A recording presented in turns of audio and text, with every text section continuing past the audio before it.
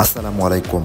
আজকে আমরা কথা বলবো সিঙ্গাপুর যাওয়ার কী কী ক্রাইটেরিয়া এবং সিঙ্গাপুর এর ভিসা পাওয়ার যে প্রসিডিওর এবং বাংলাদেশ থেকে সরাসরি সিঙ্গাপুর যাওয়ার ডিটেইলস আদ্যপ্রান্ত।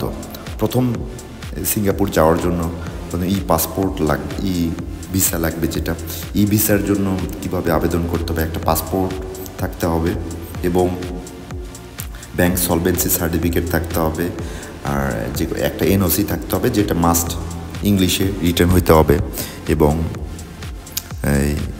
ক্রেডিট কার্ড থাকতে হবে, এবং যদি মেডিকেলের জন্য হয় মেডিকেল ডক্টর অ্যাপয়েন্টমেন্ট থাকতে হবে। আর যদি আপনি গভর্নমেন্ট সার্ভিস হোল্ডার হন দেন গভর্নমেন্টের একটা মিনিস্ট্রি থেকে জিও নিতে হবে। এটা খুবই প্রয়োজনীয়। তো এগুলো 5-6টা ডকুমেন্ট যে কোনো ট্রাভেল এজেন্সির মাধ্যমে জমা দিলে অথবা নিজে জমা দিলে এখানে 2 থেকে 3 ওয়ার্কিং ডের মাধ্যমে এটা ভিসাটা পাওয়া যায়। তো আমরা আমাদের যে গুলশানের একটা ট্রাভেল এজেন্সি নাম হচ্ছে গ্রিনল্যান্ড গ্রুপ, ওখান থেকে আমরা এই ভিসাটা কমপ্লিট করা হয়েছে।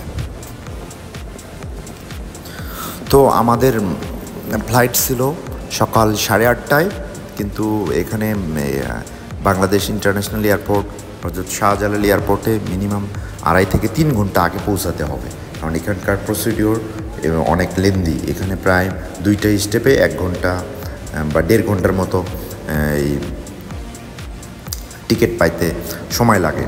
তো এই জন্য মিনিমাম 2.5 থেকে 3 ঘন্টা আগে এয়ারপোর্টে পৌঁছাইতে হবে, এটা ম্যান্ডেটরি। তো আমরা এখন সিঙ্গাপুর সম্পর্কে যেটা বললে, সিঙ্গাপুর দক্ষিণ পূর্ব এশিয়ার একটি উন্নত কান্ট্রি এবং এরা ওয়ার্ল্ডের প্রথম সারির একটা দেশ। এখানে প্রায় এটা ইন্দোনেশিয়া এবং মালয়েশিয়ার মাঝামাঝি একটা দ্বীপ জেলা অবস্থিত। আর এটা পুরোটাই একটা সাগরের মাঝখানে একটা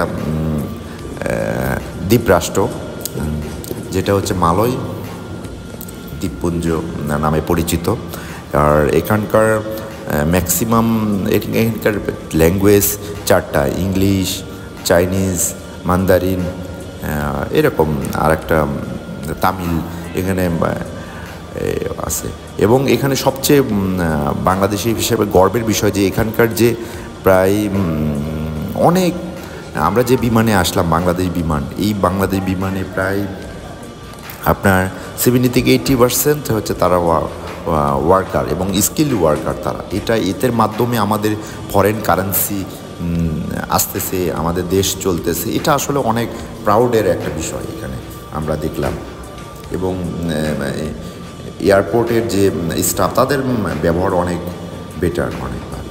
তো ভিসা পাওয়ার পরে প্রথমে যে কাজটা হচ্ছে, আগে আমরা গুলশানের একটা ব্রাঞ্চ থেকে মানি এক্সচেঞ্জ ব্রাঞ্চ থেকে কিছু যেমন 500 সিঙ্গাপুরিয়ান ডলার এটা নেওয়া হয়েছে, কনভার্ট করে নেওয়া হয়েছে। এটা আবার একটা ডুয়েল কারেন্সি থাকলে, ক্রেডিট কার্ড থাকলে এটার ইন্ডোর্স করে নিতে হবে এবং পাসপোর্টে $1000 ইন্ডোর্স করে নিতে হয়, যেটা পরবর্তীতে কাজে লাগবে।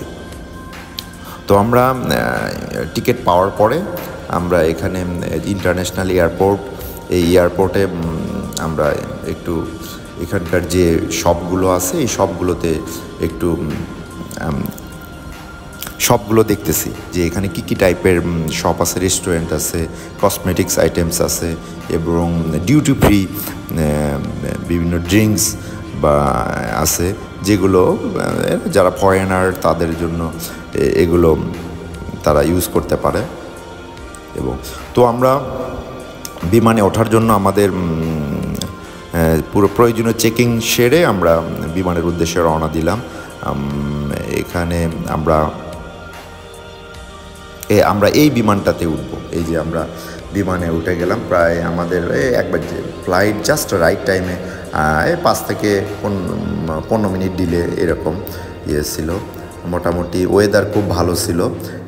এখানকার ওয়েদার, বাংলাদেশের ওয়েদার ছিল প্রায় 30+। আর হচ্ছে সিঙ্গাপুরের ওয়েদার ভালো, সিঙ্গাপুরে একটু হিউমিডিটি ছিল তো আমরা সিট পাইছি, এটা খুব লাকিলি যে আমি উইন্ডো সিট পেয়েছিলাম। উইন্ডো সিট পাওয়ার ফলে আমার এই যে বাইরের যে আকাশ এবং নেচার, এই নেচারটাকে এনজয় করা যায়। আর আমার বই পড়া খুব শখ, এই জন্য আমি একটা বই নিয়েছিলাম যেটার নাম দ্য সাইকোলজি অফ মানি। কারণ এখানে প্রায় 4 ঘন্টার একটা জার্নি। এই 4 ঘন্টা বই পড়লে বা পড়লে যে কোনো একটা নতুন টপিক নিয়ে জানা যাবে। যেমন দেখবেন আমার অন্য ভিডিওতে কিন্তু আমি যে কোনো বই নিয়ে একটা বই নিয়ে পড়ে সেটা রিভিউ দিই। এটার ফলে কী হয়, আমরা কিন্তু আসলে বই পড়া ভুলে যাচ্ছি। বই পড়া যাতে না ভুলে যায়, এই মোবাইল অ্যাডিকশন থেকে দূরে থাকার জন্য আমরা বই পড়তে হবে, সবাইকে বই পড়তে হবে। এই তো এর মাঝখানে একটু পরপর এটা হচ্ছে অ্যাপেল জুস, যেটা হচ্ছে ধরেন একটা অ্যাপেল জুস। এরপরে আমাদের 1 ঘন্টা পরে একটা ডিনার লাঞ্চ দেয়, যেটাতে হচ্ছে বয়েলড রাইস আছে এবং এগ ফ্রাই অ্যান্ড হচ্ছে ডোনাট আছে, দেন হচ্ছে সস অ্যান্ড পুডিং, ডেজার্ট হিসেবে পুডিং দেওয়া আছে, আর একটা কোক, তারপরে নর্মাল ড্রিঙ্কিং ওয়াটার, এগুলো মোটামুটি, এবং কিছু ভেজিটেবল আছে, এগুলো মোটামুটি। এটা প্রায় যে কোনো একবেলার লাঞ্চ হয়ে যাবে। তো আমরা সুন্দর আকাশের যে মেঘের যে খেলাধুলা বা মেঘের যে প্রকৃতির সাথে একটা তার লুকোচুরি ভাব, এটা আমরা দেখতে এনজয় করতে করতে কিন্তু আমি প্রায় সিঙ্গাপুর আমাদের প্লেন চলতেছে। আমি একটা জিনিস মিস করেছিলাম, যেটা হচ্ছে আপনাকে ভিসা বা আপনার টিকিট পাইতে হলে এয়ারপোর্টে আপনাকে কিন্তু সিঙ্গাপুরে আপনি যে হোটেলে অবস্থান করবেন, আপনি কয়দিন অবস্থান করবেন, 7 দিন।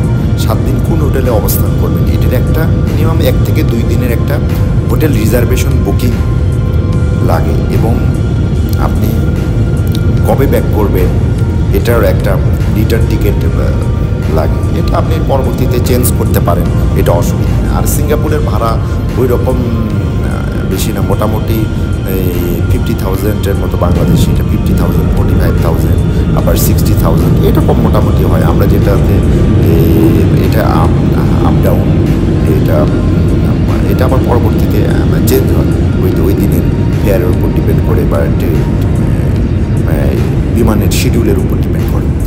তো আমরা প্রায় 3.5 ঘন্টার জার্নি শেষে সিঙ্গাপুরের যে ওয়ার্ল্ডের বেস্ট একটা এয়ারপোর্ট, চাঙ্গি ইন্টারন্যাশনাল এয়ারপোর্ট, এই চাঙ্গি ইন্টারন্যাশনাল এয়ারপোর্টে পৌঁছে গেলাম। ওই সময় একটু বৃষ্টি ভাব এবং গুড়ি বৃষ্টি পড়তেছিল, এবং এই যে সিঙ্গাপুরের যে এয়ারপোর্টে একটা সবুজ সুন্দর ওয়ার্ল্ডের বেস্ট একটা এয়ারপোর্ট, যেটা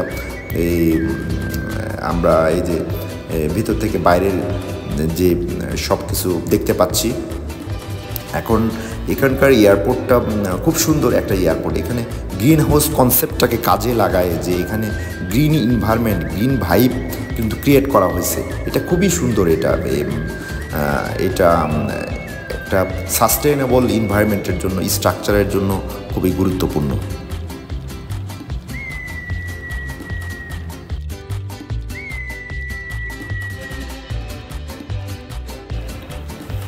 এই যে আমরা দেখতে পাচ্ছি আমার ডান পাশে, স্কেলেটর দিয়ে নামতেছিলাম, ডান পাশে দেখা যাচ্ছে অনেকগুলো গাছ, যেটা হচ্ছে কিন্তু এখানে কিন্তু আকাশের একবার সানলাইট সরাসরি পাচ্ছে না, বা এই যে কিন্তু উপরের যে সিলিংটা কিন্তু গ্লাস, মানে গ্রিন হাউস কনসেপ্ট কাজে লাগায় এখানে সুন্দর সবুজ ট্রি প্লান্টেশন, যেটা এয়ারপোর্টের ভিতরে এটা করা হয়েছে।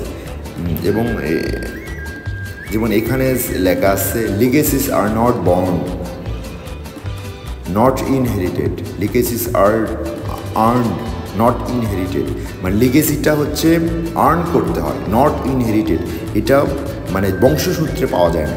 এই জন্য একে যে আপনাকে অর্জন করতে হয়, আপনার যত কিছুই থাকুক না কেন আপনাকে অর্জন করতে হবে। তো এইখানে প্রায় আসার পরে এখানেও প্রায় 1 ঘন্টা মানে 40 থেকে 50 মিনিটের মতো তারা এখানকার যে পুলিশ আছে তারা বিভিন্ন চেকিং করছে, যে আমি কী জন্য আসলাম বা আমার কোনো সমস্যা আছে কি না বা আছে কি না, আমি কয়দিন থাকবো, কোন হোটেলে থাকবো, টোটাল ডকুমেন্ট তারা চেক করছে। তো পরবর্তীতে আমরা এখানে এয়ারপোর্টে নেমে একটা যে সিম কার্ড নেওয়া হয়েছে 100 জিবি সহ, ফ্রি সহ নেওয়ার পর পরবর্তীতে আমরা মেট্রো রেল ধরে আমরা আমাদের যে ডেস্টিনেশন ক্লাসিক হোটেলে আসলাম। ক্লাসিক হোটেলে এখানে আমাদের আগে থেকে এজেন্সির মাধ্যমে একটা রুম বুকিং দেওয়া ছিল 2 দিনের জন্য মোটামুটি। এই তো স্টে উইথ মাই চ্যানেল।